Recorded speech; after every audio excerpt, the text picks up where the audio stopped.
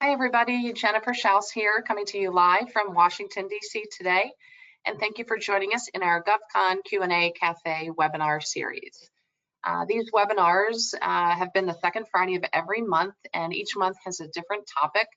They typically last about an hour and a half, and we've got four panelists who are government contracting experts in the particular topic that we're covering for the month.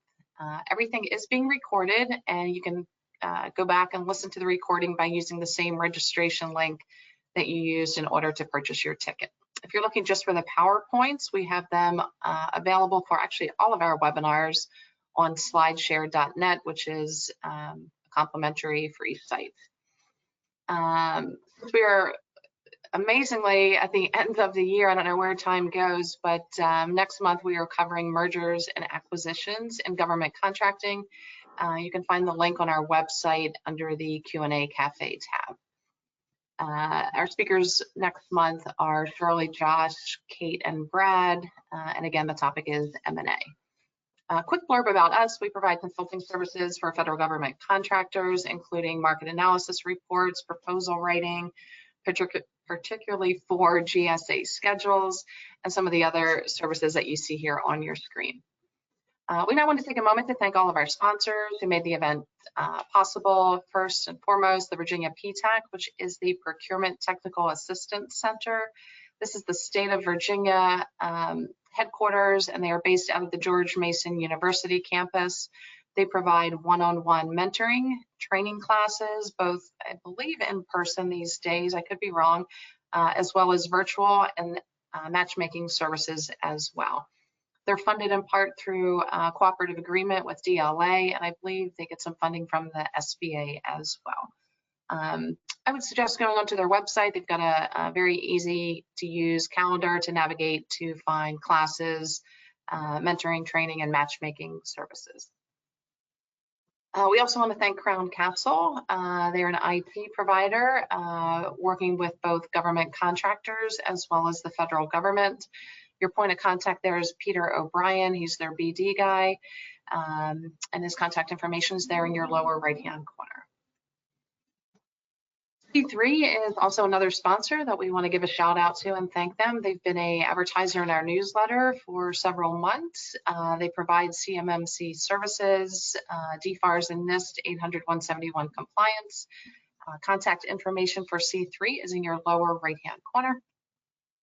Work Plan, also another newsletter advertiser and webinar sponsor. So we want to thank folks there at Work Plan. It's a software platform that helps government contractors with CRM, incurred cost submission, contract management, DCAA compliance, and more. Your point of contact is Anita, and her contact information is in your lower right-hand corner of the screen. The Federal Business Council, a well-known organization in the DC metro area. They've been putting on virtual and in-person events for many years. I believe they're almost up to 30 years for the annual procurement fair, which is a great event in Washington, D.C., typically at the convention center. I'm not sure of the status of that being in person or virtual for next year, but your point of contact there is David, and David Powell, his contact information is in the lower center of your screen. Gov White Papers sprung out of Gov Events. This is a great platform for sharing and downloading government contracting and federal government content. GovWhitePapers.com is the site, and Donna Monday is your point of contact. Her email address is at the top right-hand corner of your screen. So thanks to Gov White Papers. Slick Tech, another sponsor and provider of CMMC services. Eric Clark is your point of contact. His information is in the top right-hand corner of your screen. We also want to thank Ocean 5 Strategies. They help government contractors with marketing, messaging, website services. Chris Brinker is a lovely lady. Her contact information is in your lower right-hand corner of your screen. And again, a great spot to go to for any sort of website and marketing help that you might need. Last but not least, we want to thank ProPricer. Your point of contact there is Holly DeHasa. They are your go-to for proposal pricing solutions. And I believe, Marcia Lindquist, you maybe received an award or recognition from them. And Marcia is one of our speakers today. Okay, so today we are talking about pricing, and we've got 4 great experts.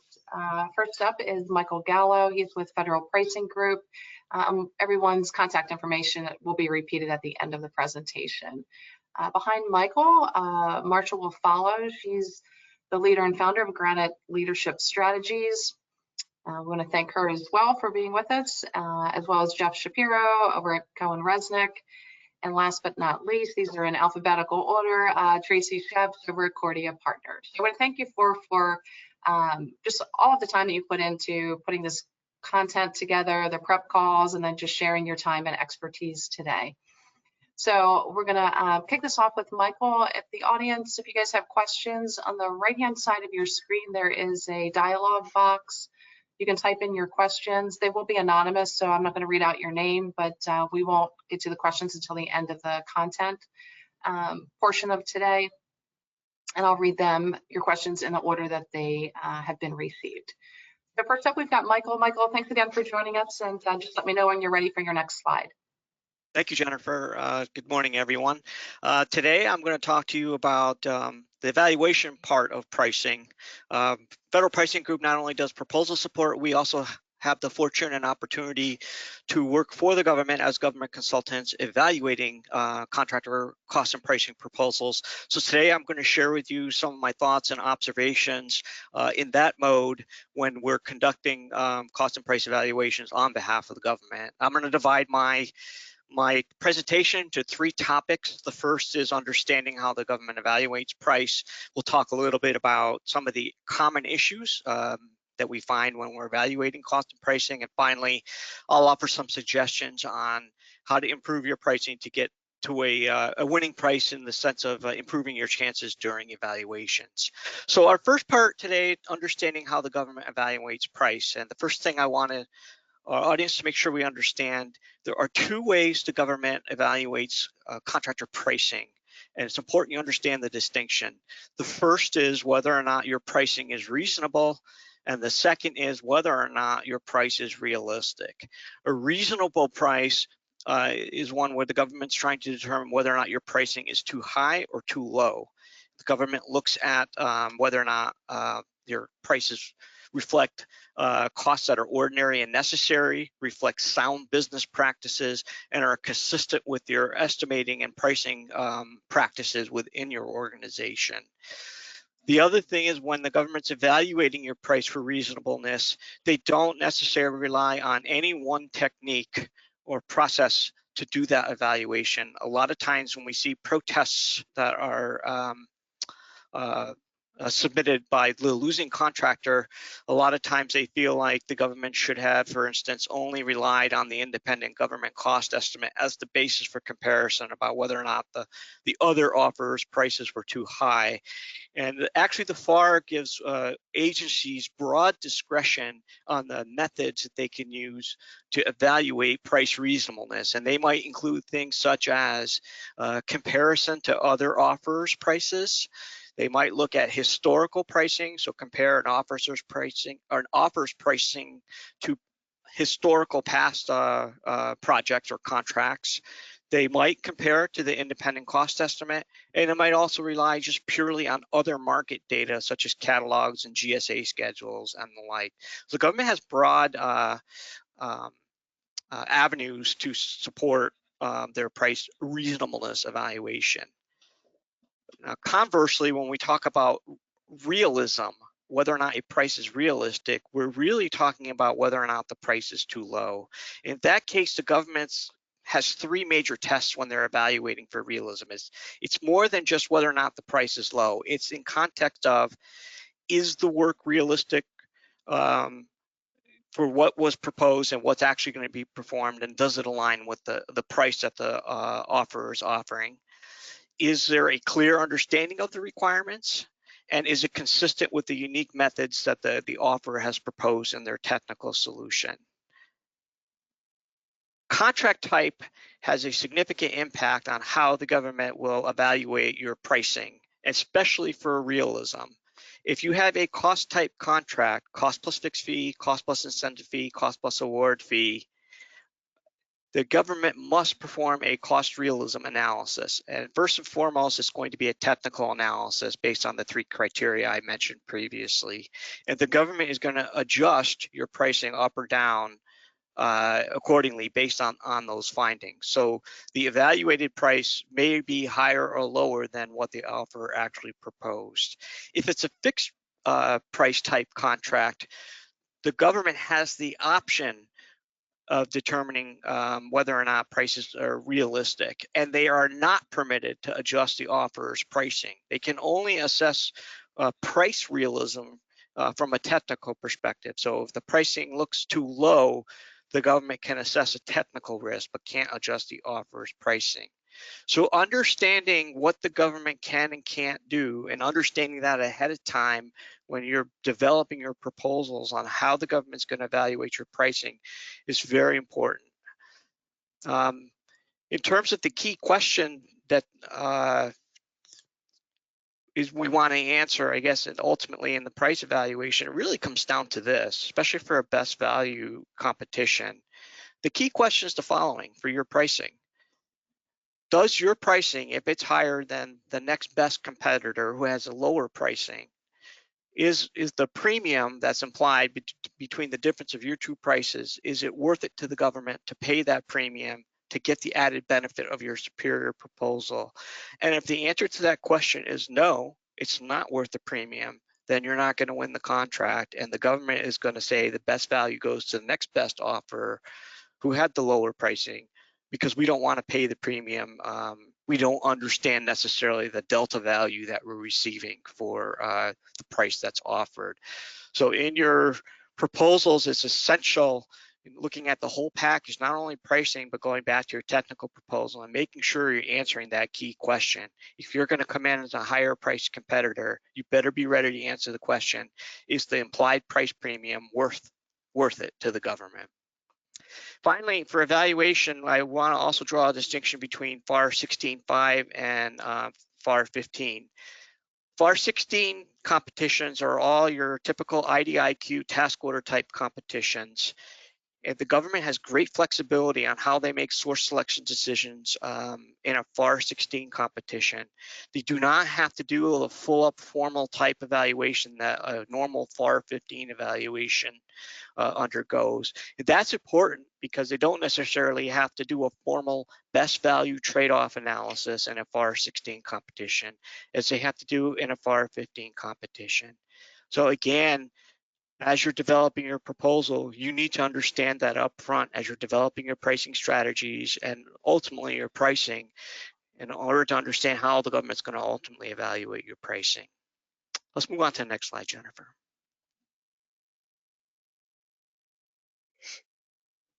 Let's talk a little bit about some of the pricing evaluation issues we run into. The first one I want to address to incumbents, and that is incumbents that are bidding on contract recompetes. You have 2 primary issues you want to be concerned about. The first one is the following, that no tree grows to heaven. And what that means is you already have a built-in incumbent labor force that you've been paying salaries and benefits and other costs for the last 5 years. And there are now competitors that want to come in and take that work from you. If your pricing strategy is to take what you've already done and just kind of slap some escalation on it, and that's going to be your price for the next contract, you're probably putting yourself in a very poor position if you also don't have the superior technical story to go with it to demonstrate to government why they should continue at a potentially higher price than what your competition is going to come in at. The other issue for pricing evaluation for incumbents is there's a tendency to say the customer knows us already. We don't have to fill in all the details, the pricing details, and explain ourselves. The customer should already know us, and that's a very dangerous position to take. You need to take it just as seriously as you took the original competition and make sure you fully address everything the government has asked for in the pricing instructions. Poor model hygiene, pricing model hygiene, typically affects the smaller businesses, especially things like, having hard-coded formulas that have just numbers in there, and the evaluators struggling to understand what the heck it is that the contractor did to come up with their pricing, and other things just as simple as mechanical issues of subtotals don't sum to a proper grand total, or pricing from the subcontractor submission ultimately flowing into the prime contractor submission doesn't align.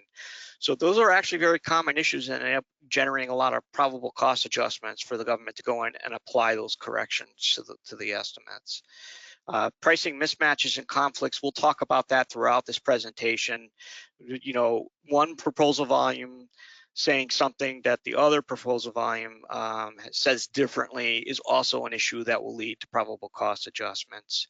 And then on the other unfavorable cost adjustments, certainly for BOEs, basis of estimates, to the extent that you're either missing information, in other words, you didn't fully address what was in the statement of work or performance work statement, to the extent that you said, I'm going to propose some resources as part of my technical solution, but didn't actually include those in your pricing, those sorts of things lead to probable cost adjustments. And typically that means an increase in the proposed price, not a decrease.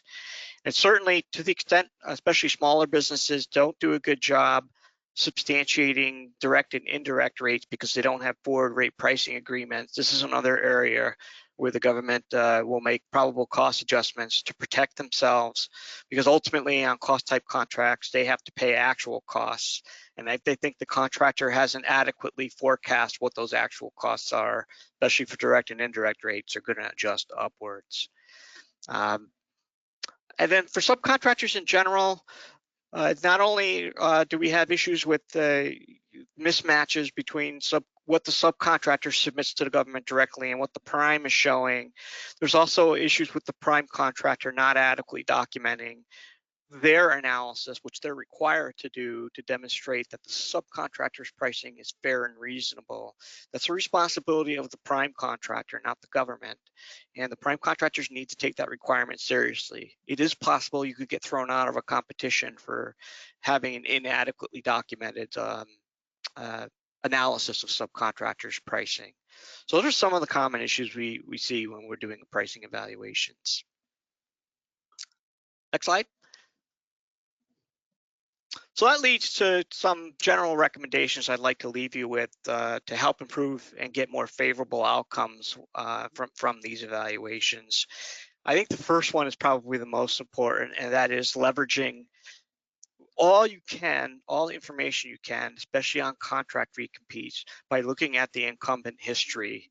And that means not only trying to understand the incumbent contractor's pricing, more importantly, it means to go back in time and recreate what actually happened the last time. Go back and grab the previous solicitation, look at what the government asked for, look at the questions that were asked, look at the pricing exhibits that the government asked for the last time. And if there was a protest, take a look at that and see what the issues were. It all boils down to doing more upfront homework before the actual RFP for the recompete comes in. And when that RFP does come in, to be sure you're carefully reviewing the Section M pricing evaluation criteria. If it's a fixed price contract, you're looking for information about whether or not the government is going to address pricing realism. If they don't, and it's a fixed price contract, in all likelihood, it's a pricing shootout, and you're going to have bidders driving their price as low as possible in order to win the competition. If there are any ambiguities in the RFP, where one part of the RFP says one thing and another part of the RFP says another in regards to pricing, you want to resolve those ambiguities before you submit your proposal. If it's what's called a patent ambiguity, that might be something that's too late to protest after the fact if you end up losing the competition because of these ambiguities. If you're in a task order competition and it's a FAR 16 type source selection, you want to pay attention to what I call the technical hurdle, meaning how is the government scoring the technicals? In a FAR 16 competition, they do not have to formally use strengths and weaknesses to evaluate technical. It could be as simple as the offer meets the requirement or is adequate, or the offer does not meet the requirement and is not adequate. And if you have such a scenario where the government has essentially set the hurdle very low to get that adequate determination for a technical score, in all likelihood, that's also going to be a setup for a pricing shootout, because a lot of offers will meet that minimum technical hurdle, and then it becomes basically to see who had the best price, because so many people made it over the hurdle. So pay attention to that in your evaluations. Just like the other cost volume, the proposal volumes, cost volumes need good writers too. A lot of times we struggle to understand what the contractors are telling us in their cost volume documentation, especially how they're treating direct and indirect costs, what's in this cost pool or cost base versus that, and how the offerer is applying those rates to come up with their pricing. A little bit more clarity and a little bit more time spent writing good prose and having a good editor go through and edit for conciseness and clarity could go a long way to make sure you don't have an unfavorable pricing evaluation. And I'll wrap up my part of the presentation here by saying, if you are a smaller contractor and you're going after your first cost type contract, there really are more substantial requirements that are placed on you, not only for proposing and pricing that cost type contract, but also the follow-on should you win the contract and have to actually execute that cost type contract. If you haven't done that before, it's in your best interest to get some external help from other consultants, especially if you don't have that type of expertise resident in your organization. And with that, I'm going to turn it over to our next speaker, Marsha Lindquist.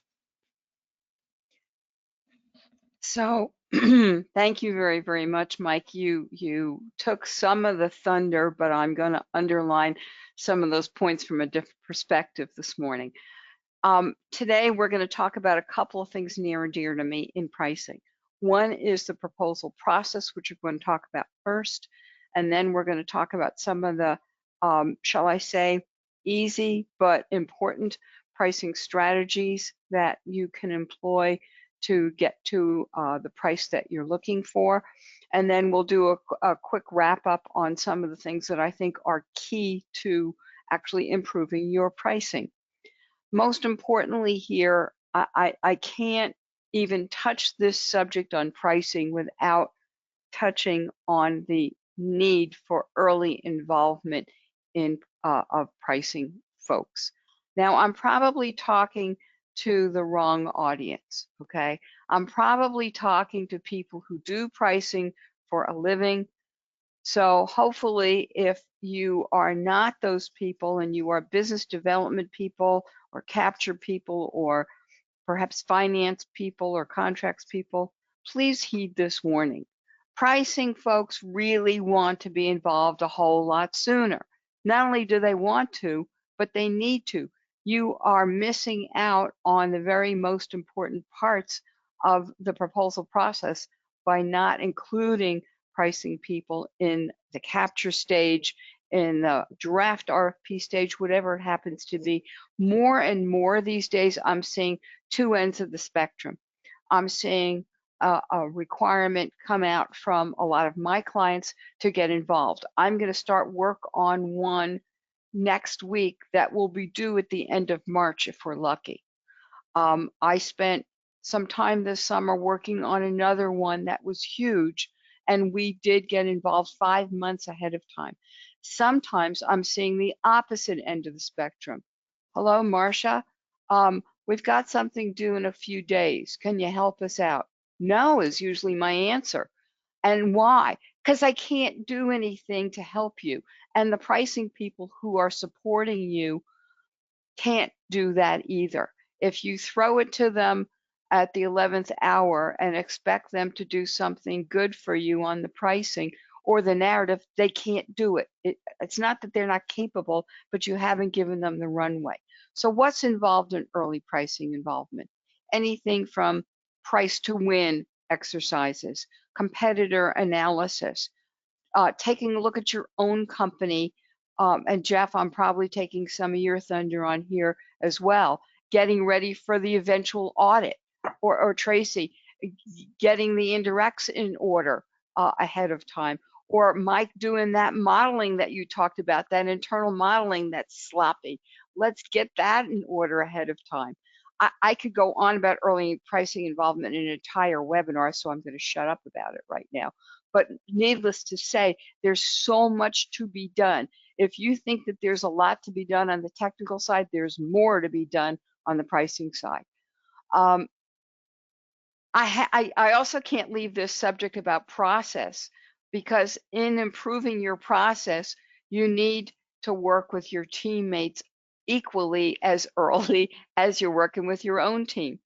That means that, getting them involved in your pricing discussions early, engaging before you even do the agreement about what their temperature is about flexibility on pricing, getting commitment from them that they will heed your request if you're the prime contractor for data calls, submitting information on time. They can make or break the price. Let's face it. They can wreck the price. I have seen that happen too often, where they don't cooperate and they don't give you, the prime contractor, the pricing information on time, and they hold you hostage, and then you can't do anything about the price. So it sort of leads right into my next process point here, which is to manage the data calls with your subcontractors and your own internal pricing team, okay? Like a feisty policewoman. What do I mean by that? When I was working the big proposal I was working this summer, we had the team from contracts, from pricing, from cost accounting, from HR. You are touching everything in pricing. You need to make sure that you manage those data calls like you mean it. And it's not just with your subcontractors, it's internal to your team that you have to manage those data calls. Because if those people are not giving you the information according to the schedule that you have set out, then you're not going to get to the finish line on time, and you're not going to get there with the price that you're hoping to get to, and you're going to be missing the boat. So those data calls are really, really important. I was going to say this: if you are managing a proposal, part of your responsibility in the process is to establish what your schedule is for those data calls and stick to it. If things are due at Friday, November 12th at noon, then at 1 p.m., if you don't have them on your computer, you got to be bugging the people who owe you the information to say, where is it? Because you're not going to get to the finish line with what Mike talked about, a proposal that can be evaluated adequately. Brings me to my next subject, the basis of estimate. Thank you, Mike, for bringing that up. The basis of estimates typically lack attention. What do I mean by that? Typically, people just throw numbers into the estimates without doing the documentation. Whether or not you're required to submit a basis of estimate form to the government, you ought to be doing it anyway. Now, Jeff, you're going to love this because it gives you the audit trail. Hello. I mean, if you don't know what you did to get to the estimate, you don't have the documentation, if you don't know where the numbers came from, if it's just a number on the page, then how do you know what went into coming to that? Whether it's an evaluator, Mike, or an auditor, Jeff, they want to know how you got there. And your program management people want to know how you got there. So I can't say enough about the basis of estimate. It has to be part of your process, whether or not it's required by the RFP or not. Here's the other one. Thank you, Mike, for bringing this one up. If your technical proposal is saying something different than what you've put in your pricing, then you're going to be either given questions about it, you're going to be evaluated probably upwards, not downwards. You're probably going to look like I don't mean that you're a fool, but you're going to lose credibility. So your technical proposal must be synced up with your price. What do I mean by that? What I mean by that is if you're in pricing and you've been involved early, then you should be establishing the relationship with the people who either run the proposal or run the technical writing, so that when you say to them, I need to read the technical proposal, they don't look at you like you're some strange foreign object. You need to read it and understand not everything technically of what's in there, but if they're talking about something that impacts your price, let me give you an example. If they talk about proposing a project manager that you haven't put in your price, and I've had this happen, then you're going to go, uh-oh, we need to revise our price. Or if they talk about some system that they're going to install and you haven't included in your pricing, you've got to step back and say, we need time to recover from this. So these are all process, as I call it, success points. There are many more. I'm giving you the top 5 here that you've got to have. Let me go on a little bit further here in the next slide and talk about some of the strategic things that you ought to do for your pricing. So Jennifer, in our next slide, I love it. Thank you so much. Let me say this. If you are not doing price to win or getting it done for you, how do you know what you are aiming for? Okay, all of you in attendance today can't necessarily do that. I get that, but it is a must that you at least have it done for you. Some companies do it internally in their company. Some people contract with consultants outside to do that. Whatever way you get to do it, you've got to know what the price to win rate target range is, or how do you know when you've reached it? This will also allow you to get buy-in from your top management, okay, about what that price is. So you pricing folks out there who attend all of those green reviews, and one of them happens the day before it's due, you can resist management's temptation a little bit to want to alter the price at the last minute if you've got a price to win that everybody's agreed to at the beginning, early on, okay? Now, that doesn't mean it can't change. Price to win information can evolve over the life of the proposal, but if you don't know what it is that you're aiming for and you can't get management to buy in on that, then you are going to be subject to those whimsical last minute, I don't like the price, let's cut it another 10% across the board. Okay, so what are some of the other tools at your disposal? These are only a few of them. There are literally dozens of these. I'm going to give you the top ones here that you got to have.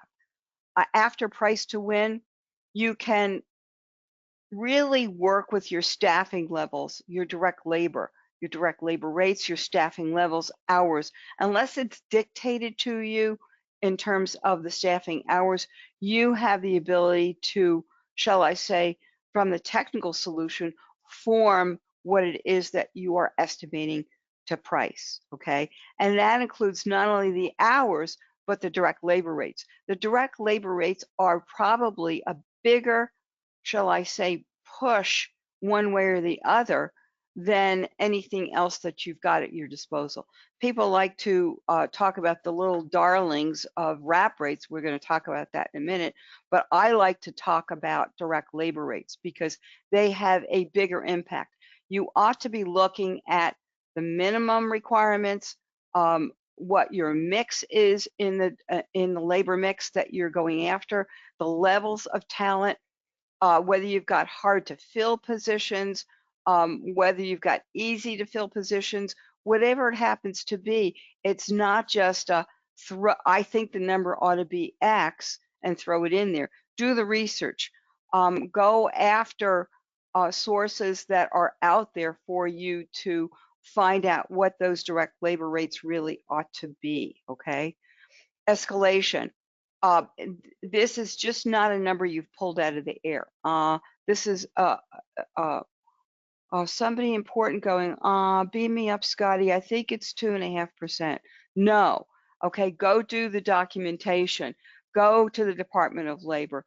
Go to some trusted sources like IHS Market, which used to be Global Global Insight. You have to pay for Global Insight, but frankly, if you're going to be bidding a big billion-dollar contract, spend a few $1,000s and go get the information. Big deal.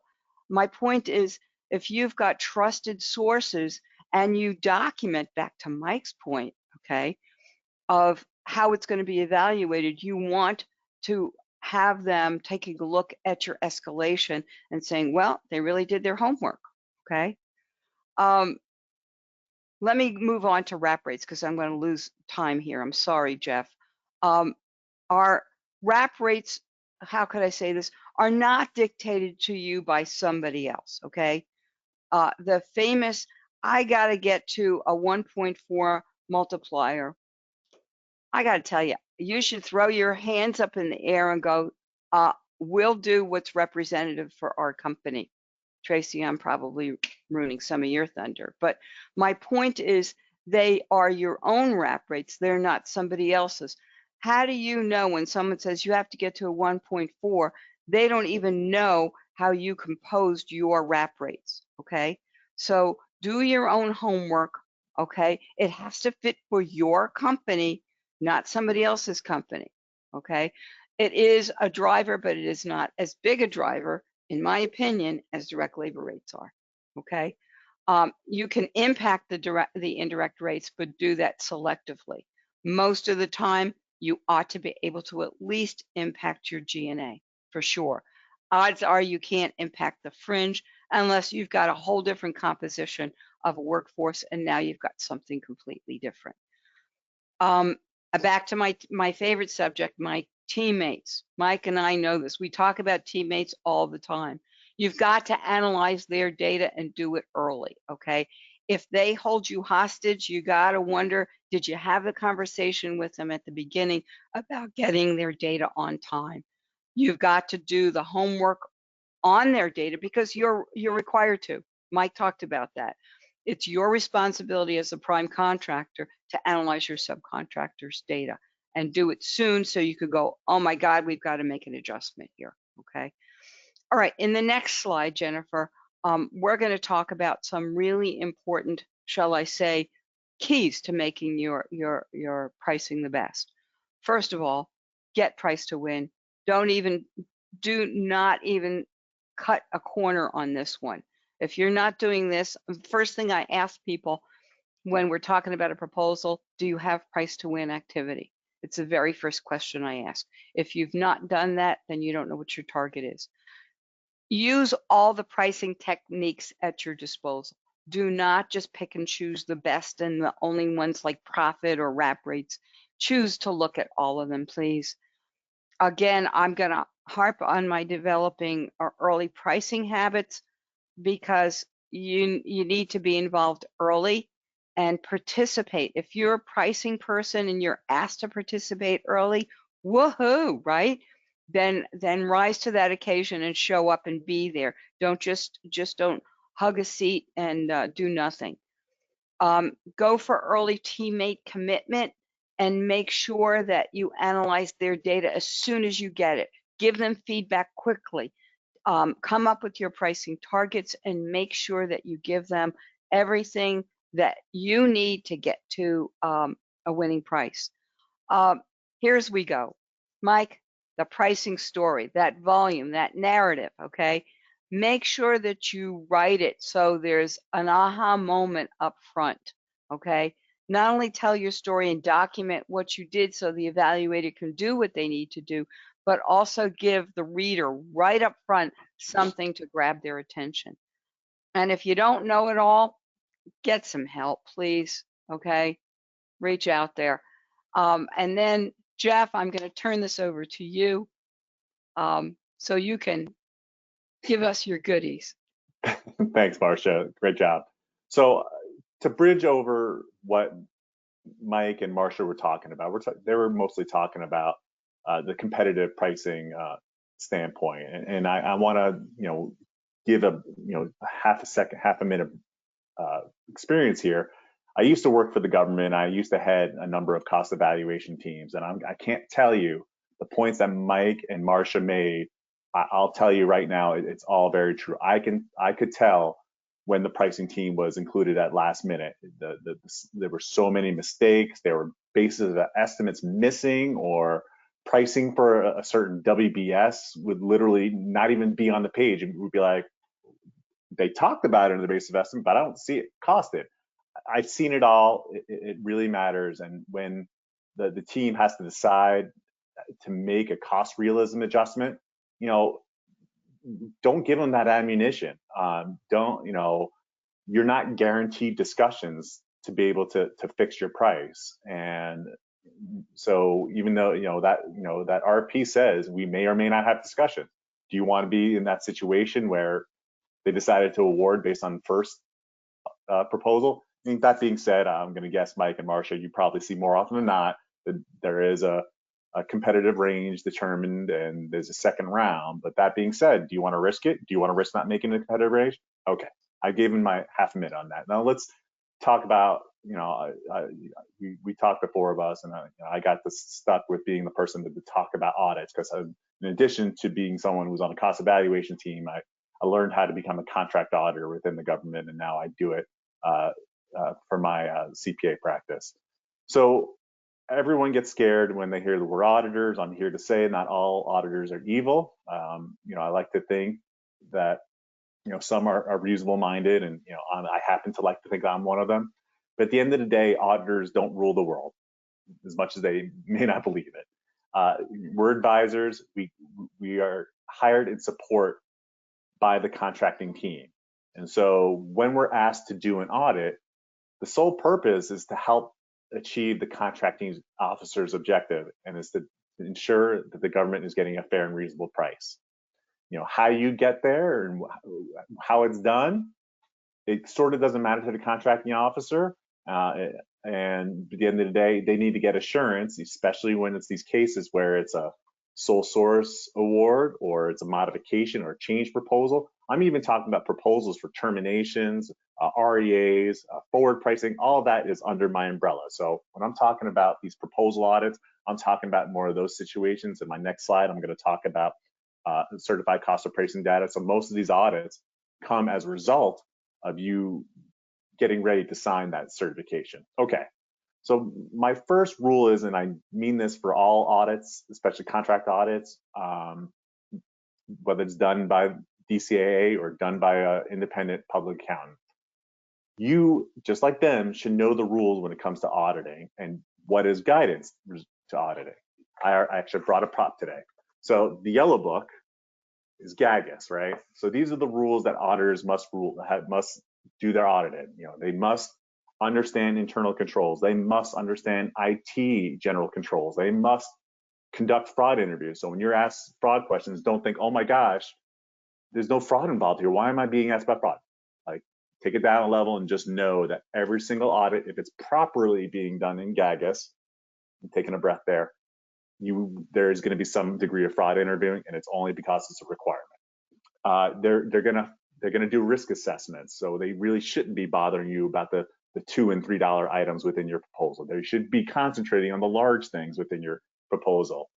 So compare that to what the DCAM, which is the Defense Contract Audit Agency's manual, which I don't have that prop. It's now electronic, so it's not as fun.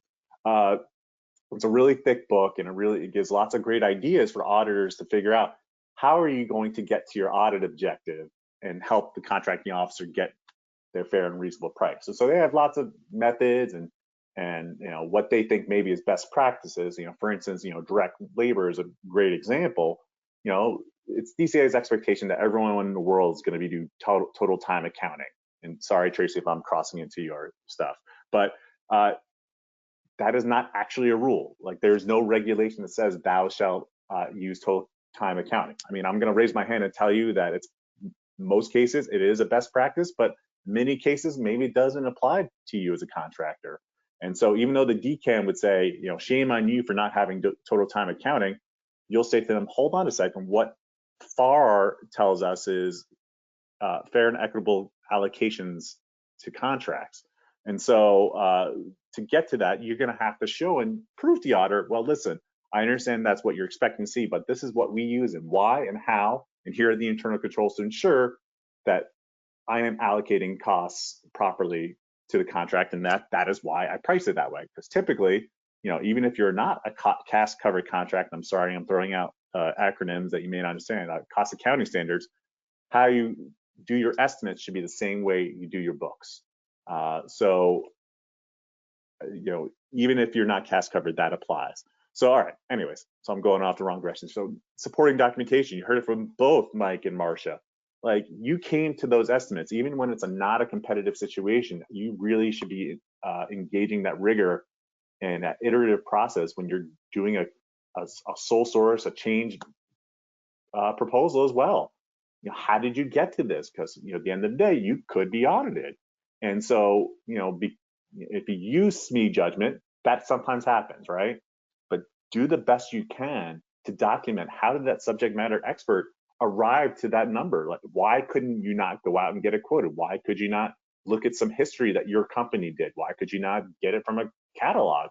Whatever it may be, please show that you go through a list of, this is my top priority in terms of how I want to do estimates, but ultimately I had to do this last resort measure of estimates as a result of this. And then you go for that, but just know that the more judgmental the estimate, the more it's probably going to be scrutinized.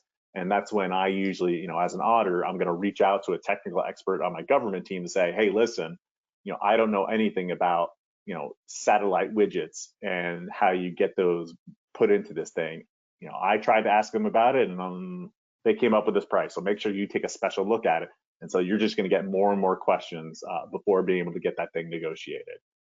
I can't stress it enough. Again, this is not just for proposal audits. Being cooperative and courteous with the auditors, it seems like common sense, but let me tell you, you start having a bad attitude and not willing to provide certain documentation, that just tells me that you're hiding something from me and from the government. So I'm just going to ask you more questions, and trust me, my contracting officer is going to have my back when it comes to, yeah, you better give that documentation, because then I'm not going to award this contract to you. It's happened. It's a tough situation, and I get it. You may not want to share, the secret potion to what you use in order to come up with this spectacular parametric estimate. Sorry, but I need to understand every single layer of how you arrive to that estimate, so I can come back to the government and say, it was a unique method, but you know what? I went through it, I walked through it, and I understood it. Just know, and you should feel safe that, auditors, their job is not to, shop, proprietary methods to other companies. That'll put us out of business so fast, and, put our, peer review at stake, all that stuff. I'm not going to do that. So I want you to trust the auditor, knowing that, whatever you need to do in order to establish that your price is fair and reasonable, help the auditor out. All right, so that's my quick plea. And then, like I said at the beginning, auditors don't rule the world, and no matter how opinionated we can get, we don't know your business as well as you do. So understanding how you do business and what services you provide, whatever you're building, you understand it the best. So sometimes the auditors may have their own preconceived notions, or they've audited similar companies, like, well, that company over there usually estimates it this way, I still can't get it that way, I'm going to do it their way and use that as a recommendation. Is it right? Is it wrong? The answer is sometime in between, right? But at the end of the day, auditors provide a recommendation, contracting officer makes the final decision. So be ready when you get to that stage to prove out why your position is the right position. All right, let's move on to the next slide. All right, so I mentioned that the situation that you're in, then why you're getting audited, is usually because you're about to sign a certified cost of pricing data. And what you're signing in that blurb that comes right out of the FAR is that the pricing that I provided to you is current, accurate, and complete. Now, I want to be sure that you all realize that you really shouldn't be signing that until you've already made a determination with the contracting office what the final price is. Like, don't submit your proposal with that signed in front. I've seen it done, but honestly, that's probably not a best practice, because honestly, from the day you sign that to the day it gets negotiated, unless you're feeling really confident it's going to be a couple day turnaround, don't sign it until you come to an agreement with the contracting office, because what you've done to yourself is if that's not your contract's not awarded for another 3 months, and all of a sudden your company lost a huge contract, won a big contract, something that would materially affect your pricing, you're setting yourself up for putting forward a defective price, and that's no good. I mean, that being said, you probably could take back the certification and say, hey, hold on, just kidding, something happened, I want to update my price. Then the contracting officer is going to be happy. All right, I've gone too far on that. But at the end of the day, certified cost and pricing is generally required for when the contract and the subcontract. So subcontractors out there, just know, unless you qualify for an exemption, that you're going to have, your data is just as subject to that certification as the primes. But like Mike said, primes, you better be doing some good cost of pricing analysis on your subs, because if the sub provided to you bad data, it's on you as a prime that you let that happen. Yeah, so be aware of that. So what does it mean to provide certified cost and pricing data? I want to emphasize the fact that is, oh, just come audit me no matter what, you'll be fine. That is not necessarily saying that you certify. You need to be able to point to the right things and say, where did I come up with these estimates? This is my indirect rate structure. I use these rates because of, these are the people that are going to be working on it. They're working on site, so I'm using my on-site rates. All those kinds of things. You need to be able to walk an auditor or other evaluator through your pricing process in order to help them determine whether or not you have a fair and reasonable price. Can you tell that I'm trying to hammer in some certain themes here? But at the end of the day, if you're found to have that defective pricing, you knew of something material. It just happened the other day to a very large contractor. They used an estimating method, a very specific method that they had it very well documented internally, and they just sat on their hands and said, you know what, I'm not going to say something until someone asks me something. No. You better say something on how you came up to that pricing, because if it's determined that you use this specific weird defect, you're gonna have to owe the government back a significant amount of money potentially. Whether it's the actual price difference as a result of what that defective price is to what it should have been, and then you could incur the interest and be assessed the penalty. So be careful. I'm not saying tell them everything up front. That's not what I'm saying. But what I am saying is, if something happened between the day you initially priced it and the day you negotiated it, if something's in there, something happened to your company, a restructuring, a contract, anything that could have materially impact that price, say something, and then figure out whether or not that actually causes a price change. But as long as you say something, that you'll get yourself out of that kind of trouble. All right, so let's go to the next slide, and we'll go into, all right, when you get into that negotiation room. So again, I'm talking about the typical situation where you've got the contract. So the negotiations for discussions, competitive contracts, going to be a little bit different. So I'm going to assume that you've gone through a proposal audit, you gave certified cost of pricing data. What are you going to do?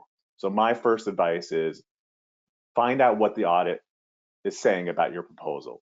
What you'll unfortunately happen is you probably won't get the dollar results of the audit, because that's giving away the government's negotiation position. So that's usually a no-go, unless there's a true math error that, like, anyone plainly can see you forgot to add in your G&A to your total price. Then you'll know, and you'll probably agree if you're a good contractor, right? So understand what you can and be like, okay, so I hear you think I have a deficiency in some kind of estimating method. Tell me more about that. So try to elicit as much as you can from the auditor, and they may or may not tell you. Hopefully you do get a chance, especially if they end up citing you for a formal control deficiency, then you will actually have a formal chance to respond to that in the report and be able to correct any potential systemic deficiencies you may have within your estimating/pricing process. So once you understand that, have that documentation ready. So I hinted that earlier, right?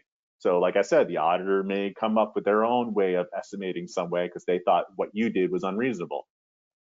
And as you may think, the FAR definition of reasonableness is as gray as it gets. What is the prudent person principle? No one can accurately define that. So what's reasonable to you versus what the auditor says could be two hugely different things. And so be ready to come in and say, hey, listen, I have high executive compensation for the following reasons. And I price that into my G&A, and this is the surveys that I use.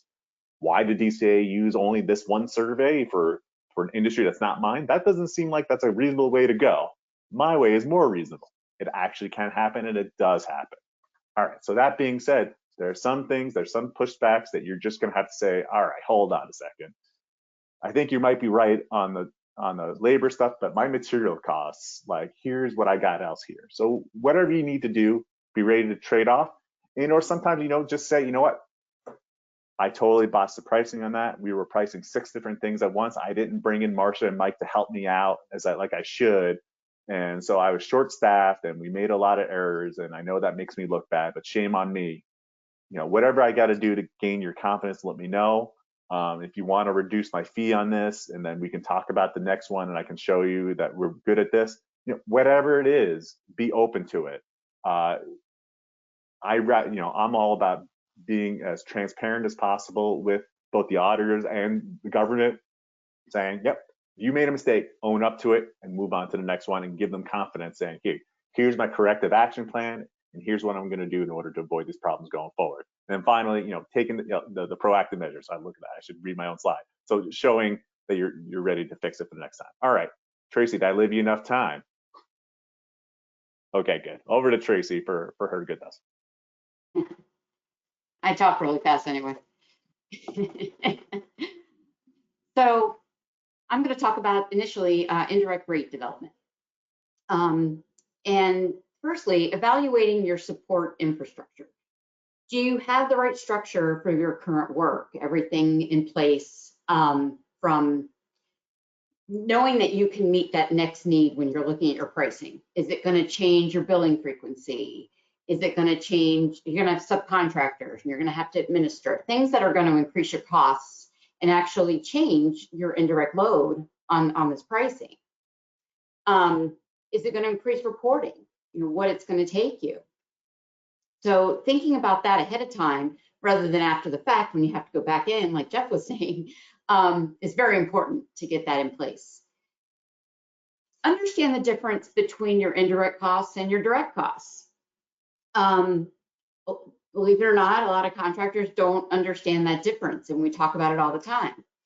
So your indirect costs, they cannot be directly identified to one final cost objective. It's either 2 or more that they apply. And a very good test for that, like from a direct cost perspective, is but for the contract, would this cost exist, right? And then it meets one final objective on that contract, and that's direct. Whether you can bill it or not is a whole different story, and we'll talk about that a little bit too. But consider the causal beneficial relationships between your indirect cost pools and your direct cost distribution. Basically, more direct work affects your indirect rates in a positive direction, where also the reverse is true. You have less direct work, you're going to have higher rates because your bases are lower. You might figure out what you must have and what is a nice to have as far as your costs go. I have a couple clients going through this right now. All right, why are our rates so big? We've got to figure this out. You may go years where things are great. You've got all this, all this work. So you can have these extra things, it seems, because it's reasonable.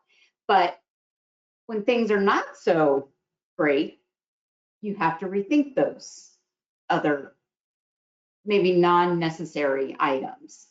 Even doing a cost benefit analysis, new hires versus outsourcing, like if you have BD or pricing, which is why, Michael and Marsha exist, right? You don't need these people on staff full time. It's a perfect opportunity to take that to an outsource level. And then just looking at a typical indirect rate structure, you're typically starting with fringe overhead G&A, possible service centers that you might have, and be sure you're splitting those up correctly. If you have high subcontractor usage, you may benefit from a material handling pool. If you have an excessive amount of, which actually these days it's more often than not, I didn't used to see this, but a lot of the work is done on site at the government or client site. And you may really benefit from splitting those overhead pools up into an on-site, off-site. Be sure you're not splitting hairs there just to move costs around for one opportunity, because then you're going to raise the other pool up quite a bit. So just some things to think about. And next slide, Jennifer. Talking about pricing compliance, and I know a lot of this is going to be a crossover, but I think I'm hitting different areas. And that's why I thought this panel was so great, it's the way we all come together and different expertise. So there's one, and I will throw out from the estimation point, a CAS item, which is actually within the FAR, so you don't really have to be CAS covered for this, but CAS 401 is consistency, that you are applying your costs consistently when you're estimating, you're accumulating your costs, and when you're reporting them. The purpose of this standard is to be sure that all contractors' practices in estimating are consistent in the proposal, and that you're saying you're going to accumulate them in this way. Consistency in the application of your cost accounting practices. So it enhances the likelihood that you can compare things much easier. And with respect to just the individual contracts, that its consistent application of costs will facilitate the ability to be sure that your cost estimates are reliable, basically, and that you know everything is treated alike. So having that important comparison basis is really good also for just overall financial control and improved basis for evaluating your estimates and your estimating capabilities when you have to show how you're estimating something. You've been consistent, they trust it, much more. The use of your provisional rates. So having an established approximate for your final year-end rates is what you're running on provisionals, right? So this is, an interim estimate that you're saying, we feel like this is where we're going to end up. So building that budget and ensuring kind of what it looks like, considering unallowable costs, and all the other areas, whether it's allowable, whether it's something that you shouldn't be putting in your rates. You should actually review this several times a year to make sure you don't have any huge variances. You didn't have a big change. You won this huge contract, and if you had a cost type contract that you were billing these really high rates on, you're going to owe the government at the end, if your year end comes out very different. So you also need to keep your CO apprised of these large variances and make updates. Not a lot of contractors, especially the small ones, are making these updates during the year, until they get educated. So they don't realize, oh, but I submitted this, but wow, things are looking really different. So something to think about. Beware of your disclosed accounting practices. If you have previously disclosed practices, if you have a CAS covered contract, be sure you're in compliance with what has been disclosed. And any variances should be discussed. So again, the example CAS disclosure document, ensure your pricing and your future disclosures are consistent. And if not, you have to go back in and document your changes. Use of labor surveys. And so Jeff brought this up. So good source of pricing, so you can actually back it up, your information by geography for your labor categories. It'll help you justify that. And it's a good starting point, but make sure that it really reflects actuality. of resources that you can actually obtain. Right now, people can't even get resources, and that your pricing, even in that location, it's going to meet. Like, can you hire these people for that rate? In DC, it can be very different. And is it possible to find these skilled people at this price? So a lot of things to consider, and there's many different labor surveys like Jeff brought up, and I definitely had clients go through where the government's using this one survey, they like this one. So having the backup and support is very helpful for getting through those audits that way. Cost justification.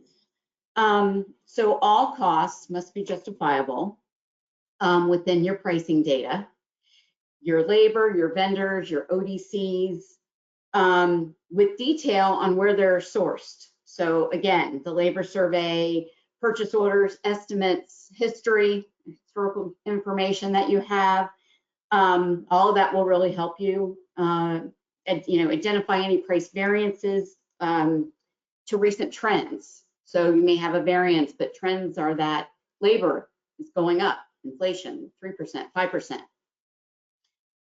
And identify the impact of additional costs on the overall rate structure and your current provisional rates.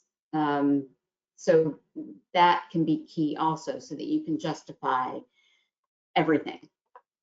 Next slide, Jennifer. I want to make sure I hit my main points. I wanted to go through some tricky areas when it comes to pricing. Your proposed cost must have a basis, and it must be in reality. I think I saw Marcia and Jeff, you can't just make up a number, and that's not suitable backup. Well, today I was thinking through this, and I think this is what's going to happen. Okay, can you support it? And always assume you're going to be audited. Just always document everything. If you don't get audited, then consider yourself lucky, but you at least had that backup. In fact, if you have the backup, a lot of times you don't get audited. It's kind of like the whole rain in the umbrella thing. So just count on it, and I think you'll be in much better shape. In all costs should come from a reliable source. Again, not just based on management estimates or what we're thinking will happen. Supporting your infrastructure must be in alignment with your growth. I see, a lot of clients, so they think they're going to grow to this point, and they have all this infrastructure built out. The rates are ridiculous because of that. You have to scale with what makes sense for what you're doing. Yes, you have to plan, and there's oftentimes I recommend, jumping to an accounting system so that you can easily scale, but you still have to make sure it makes sense, so keep it reasonable. And is the increase, reasonable that you're scaling for, and the impact on your rates and your RAP? Always consider that. Modeling. If you have a budget, it's very easy to kind of go run some models and just look at what would this look like if I did this. Can I still be competitive? Consistency in allocating your costs incurred for the same purpose. I mentioned this earlier, but this is also tricky. Ensure similar costs are being treated and allocated in a consistent manner. One really big one is, and there's different ways to handle this, so I don't want to be all negative, but is contract management. So there are contracts that will pay for the management of the contract. There's contracts that will not. So you really cannot take those costs, since you have some that are directly billable, and then have another set of costs that are not billable and put that in your overhead and then spread that over all your contracts. So you really think about that. There's different ways to handle that, but ultimately it's got to be consistent, the way you're pricing your work and the way you're charging your work I should say even more. What is considered reasonable? And I know this was mentioned. It really is, it's a lot of judgment. But one of my key recommendations is that if you keep questioning it and pondering it and, oh my God, it's probably not reasonable and you need to really think about that. But it's hard. Everybody always wants a very specific black and white answer on that. And it's really hard to give that. You know, what is a prudent person? Depends on the person. My goodness. Think about if the things are necessary, you know, another key recommendation. Watch out for allowability. FAR versus your contract terms, right? Your contract cannot overrule a FAR, you know, something that the FAR considers unallowable, but it can further restrict allowability of costs. You know, you don't see local travel used to be able to bill a lot of that. I rarely ever see that anymore. Things like that. So definitely, although, you know, you have got to meet, sorry to talk accounting geek language, but you've got to be compliant with GAAP. You've got to be compliant with the FAR and ultimately compliant with your contracts. So one last thought as we move forward to our next section is things to think about. Is everything properly documented? And can an auditor follow it from start to finish? That they can find everything from inception to the end where you bill it. So all of that, very important. And that's it. Great. Thank you, guys. That was fantastic content. You pricing people are very smart. I love it. Now we're going to move over to questions. We've got about 20 minutes for those, so we'll try to make these pretty quick. Michael, you're up first. And the question is, we are a fixed price subcontractor. Are we exempt from providing all this pricing detail? Thanks, Jennifer. Well, the answer is it depends, unfortunately. I would say this much.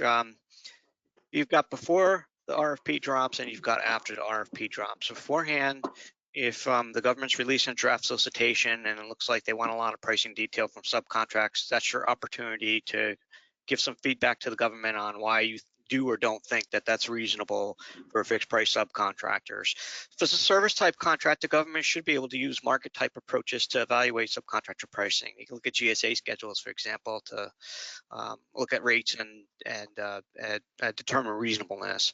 After the fact, you're a different story. If the RFP says the subcontractor has to provide the same amount of detail as the prime contractor, then you as a sub are going to have to decide whether or not you want to play in that game or not.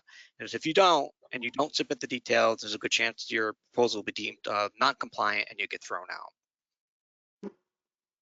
Great, thanks. And now we're going to move to the next slide, which is Marcia. We want to get pricing involved early, but what can they do before the RFP is out? What value can they add early? Almost everything. Okay, anything that you could do once the RFP comes out, you can do early too. Almost everything, okay? Maybe you can't form the actual narrative and maybe you can't do all of the modeling that the government is specifically asking you for or will ask you for. But for example, you could do staffing scenarios. You could be meeting with a technical team to assess what that might look like. You might model it for yourself so that you could give management an early look-see on what the price might be. You can work with your teammates to come up with, first of all, you can talk with them about flexibility. You can get their early pricing. You can come up with your pricing targets, but please don't give those to your subcontractors initially. Please, let's get the first round from them before you give them what their targets ought to be. You could be talking about what the potential evaluation criteria might look like. Back to Mike's point. Certainly get price to win, certainly get competitor analysis.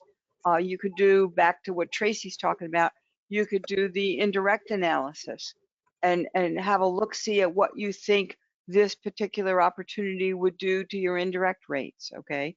You could be talking about key personnel and what those will cost. Long pole in the tent item would be if you have to get new facilities, new offsite facilities, that's going to take a long time to get and get estimates on that. If you have to do a new fringe pool, for example, if it's a collective bargaining agreement, you would want to know that, or if it's what used to be Service Contract Act, you would want to know that if it's going to be a substantial part. So there's a huge amount that getting pricing people involved early can do. The value that they can add is enormous, okay? They can add answers for management early on. Most importantly, you can give management an initial, if you will, pricing review so that they don't grab their heads and go, oh my God, we can't afford to do it.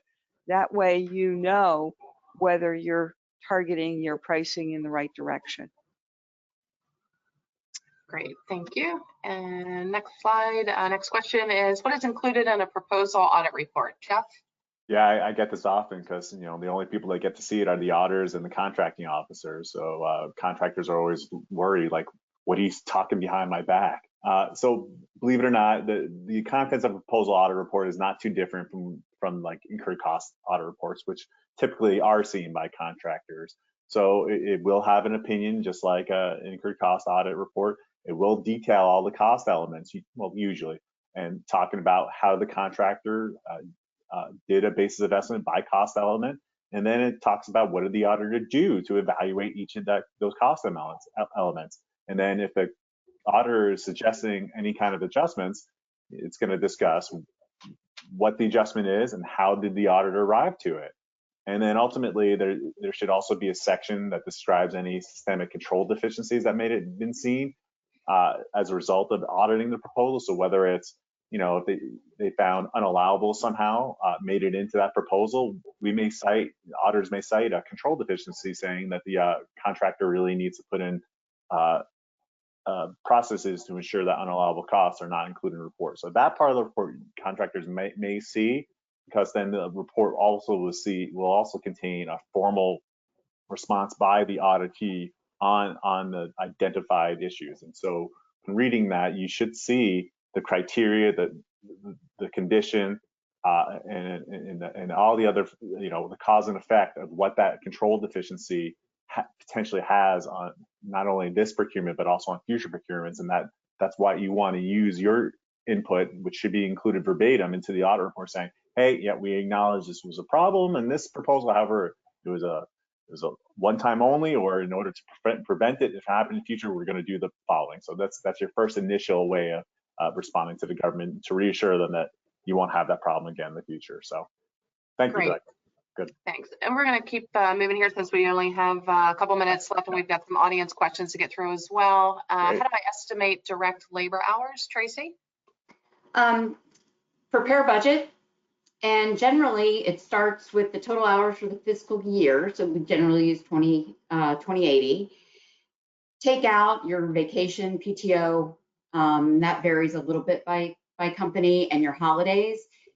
And so a typical kind of direct labor hours, about 1880. Some companies do estimate like their overhead hours for training, BMP, and you can do something like that. But just make sure you're preparing a budget and mapping it out to know, okay, you have this much, vacation, all that, and what's left for direct labor hours is basically what you're going to come up with. Great. Okay, Michael, is it really best value when lower price competitors continually beat us? Thanks, Jennifer. Yes, it's best value and you're still losing to a lower price competitor. You have a problem with the value proposition of your offer was not good enough to overcome the second best competitor's lower price compared to yours. Marcia had a point that she made during her presentation. I'll summarize again as following. Pricing touches everything. All the decisions and work that you did across all the proposal volumes, across all the solutions, contributed ultimately to the price on your offer. So doing more homework up front to understand what your value proposition is should put you in a better position to win future competitions. Great, thanks. And Marcia, briefly, how do we get teammates to give us their best price? First of all, if I don't say this enough today, it's you've got to get them involved early. Okay, you have to have those conversations with them. It isn't just, oh, here, sign this teaming agreement, let's move on. You've got to have part of that, if you will, upfront conversation has to not just be about the technical talent they bring, but the flexibility in terms of their pricing, where the pricing, if you will, I don't mean targets need to be, but you have to have those people in the rowboat with you to make sure that you're all rowing to the same shore. Okay, if you're all aiming for, let's just call it $200 million, and their price is going to drive it to 300 million, I'm exaggerating on purpose, then do you really want them on your team? If they're the high price spread, you have to understand what they have to do to get to the right price, as well as potentially all the rest of the combination of teammates. So how you get them to get their best price, get it early. Actually ask them, get their teaming agreement signed, get them to give you your pricing before the RFP comes out, and vet it against your own targets. There you go, Jennifer. That's Great. I can't say it any better than that. Super, thank you. And before we get to the audience question, I'm sorry, we've got one more round here. Jeff, I have an approved estimating system. Will my proposals still be audited? So the quick answer is most likely yes, depending on their size. But just so you know, having an approved estimating system doesn't mean waste your time getting one, because having one means that you have instituted some very careful practices within your firm, such that you don't run into the problems that Mike, Marcia, and Tracy have talked about. So getting one not only helps the government, because the government feels better about the soundness of your proposals in general, but it also helps you as a company know that you're going to be putting out proposals that don't put you in an unusually risky position. Great. And Tracy, last question for you. How do I know if I need to submit provisional rates, and when are they due? Provisional rates are applicable to any cost type contracts. So if you have any cost type contracts, then you're expected to turn in a provisional rate proposal each year, and it's due right before your new fiscal year. Great.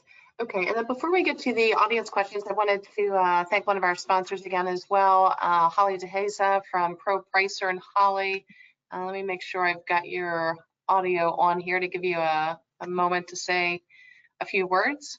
I think you're good to go. Can you hear me okay? All right. Thank you so much, Jennifer, and thank you so much to the speakers today. I love hearing you guys in the passion that comes across when you guys are talking about pricing. If you're leading something, I am listening. So, but yes, thank you so much for letting us sponsor this today. I would just be a little bit remiss if I didn't mention just that ProPricer will totally help with a lot of these issues that our panelists were talking about today. I know that Tracy said something about assume that you're going to be audited, document everything. Well, guess what? ProPricer does that. It's a great way to work across multiple departments and all be singing off the same sheet of music. So, you know, if anybody is interested, we help with development, analyzing, submittal, negotiations, all that when it comes to cost and pricing data. So if anybody is interested, and for those of you that have smaller businesses, we do have a product coming out this month specifically for small, medium-sized businesses. So definitely check us out at propricer.com. And thank you guys so much for letting us, giving us this opportunity. Great, thank you so much, Holly. We appreciate ProPricer, and thank you guys for sponsoring the event. Now I'm going to run over to the audience questions that came in. I'm going to flip our screen here to our speakers' contact information. So if you guys do need to hop off, you can contact anybody directly using the information on your screen. So first question is, what if you were the only person in the business that performs all of those areas you just stated? I'm not sure what question, this question was obviously as somebody was speaking. I'm not sure if this resonates with anybody. Jennifer, can you restate that a little bit or read it again so I can grab it? What if you are the only person in the business that performs all of those areas you just stated? And I'm sorry, I'm just reading this verbatim. Okay. Can I jump in for just a second? Sure. Get help. Okay. It doesn't mean that you have to badger your management for more staff. It just may mean, like Tracy was talking about, you call people in from time to time to do what you need to do, because you wouldn't have, you know, every one of these pieces of expertise on hand unless the company business was large enough to do it. Okay. Great.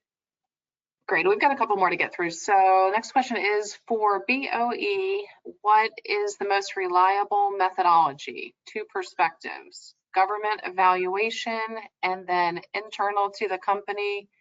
For example, what version proves to be the most accurate? Again, reading these verbatim, so. I'll take the government evaluation one. Okay. Any BOE methodology that heavily relies on the use of historical data is going to trump any BOE methodology does not. So methodologies that rely on engineering judgment or expert opinion will get trumped by methodologies that use historical data as their basis for estimating. So you should be looking at analogy-based, parametric-based approaches as your primary methods for developing your estimates for BOEs. And Jennifer, let me say one other thing. Whether you're developing it for the government or for internal purposes, it doesn't matter. It's the same preparation. That's absolutely Okay. That's a good point. Great. Okay. And the next one is, do you see patterns of high pricing in contracts that have multiple awards and IDIQ contracts? In our last contract we won, there are 4 awardees, and the price difference from the lowest price, $100 per, for example, $100 per hour awardee to the highest price awardee, 160 per hour, is 60%. The rates were also 30 to 40% higher than the median rates. My question is it better to price high in multiple award IDIQ solicitations? Well, let me say this. It's important to price on IDIQs so that ultimately you would win, whatever that is. And I don't know because each procurement's specific, but the other part is that you can't lose money, folks. Okay. You got to price the IDIQ so that you can make money, but you also probably want to consider the fact that you'll have to discount when you are bidding task orders. So you do probably want to make sure you really cover your cost and profit and make sure you can live with it. That's a short answer. That's why there's these large IDIQs are taking price out of the equation and really focusing on the technicals and then letting the competition happen at the task order level. And then you just got to look to see what the criteria are in the section M of that task order. Great. Okay. And next question is here. Recently, and we've got about 3 minutes, so I'm going to try to be quick here. Recently, we encountered price negotiations from the contracting officer. It seems like they wanted to negotiate, but we only decreased by 0.5% lower, and they agreed. Question is, do contracting officers have some obligation that they have to negotiate? Sometimes they negotiate 2 times back and forth. It seems to me they wanted to negotiate so they can put in the award as negotiated proposal. It doesn't matter if it's 0.1% or 5% less. Love it. Anybody have 10 seconds to comment here? The answer is yes. Right. There's no rhyme or reason, folks. There really isn't. Okay. I agree. They have their negotiation objectives, and you don't know what they are. Okay. Right. Yeah, and sometimes they are just checking a box. Okay, next question is, Jeff, would you please repeat the statement you made regarding not signing a certified cost and pricing data to submit with the proposal? Yeah, don't sign it until you know what the final price is going to be. So when you first submit a proposal, that's your proposed price. But however, what ends up being the negotiated price that goes on contract it may be different. So you want to wait until you made that final agreement with the contracting officer. If there's no adjustment, then that's great. Then it's like, all right, before I sign this, now I'll submit the certified cost of pricing. Great. And yeah, Tracy, feel free to chime in if you have anything to add to these questions. I'm going to read the next one, which is for cost narratives, do you recommend the contractor follow section M outline requirement exactly, or have contractor structure it however they want as long as the requirements of section M are addressed? Mike, I know I'll you've take it. got something to I say. hope they mean section L. Section, Sorry, it says here. go by the classic, Section LMC. L and M. LMC. That's the way you should do it, period, as far as I'm concerned. For the pricing volume especially, you absolutely want to follow some sort of sequence that's outlined in section L to organize it, to make it as easy as possible for the evaluators to get through your cost volume. Great. This is the second to the last question. And this is good because we're pretty much out of time. I am an acquisition professional with a number of high-level certifications, PMP, CFCM, DAWIA level 3, TS clearance, doctoral degree. Given changes in laws which now prohibit the use of LPTA for knowledge-based requirements, what is an effective or suggested pricing narrative that I can provide to the government to validate higher pricing for trade-off requirements?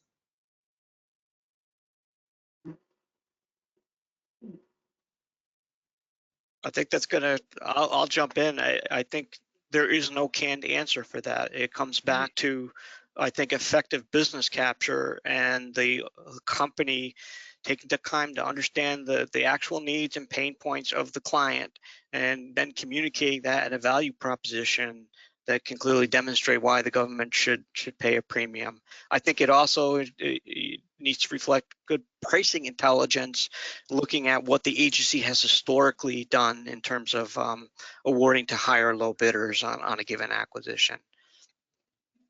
Great. Okay, and that's pretty much a wrap. I want to thank Michael, Marsh, Tracy, and Jeff for sharing your time, your content, answering these great questions. And if you guys are going to just go around the table real quick, Marshall, we'll start with you since I know you have a hard stop. Any last parting thoughts that you want to share with the audience? I think I gave the parting shots throughout. So Okay. early pricing involvement.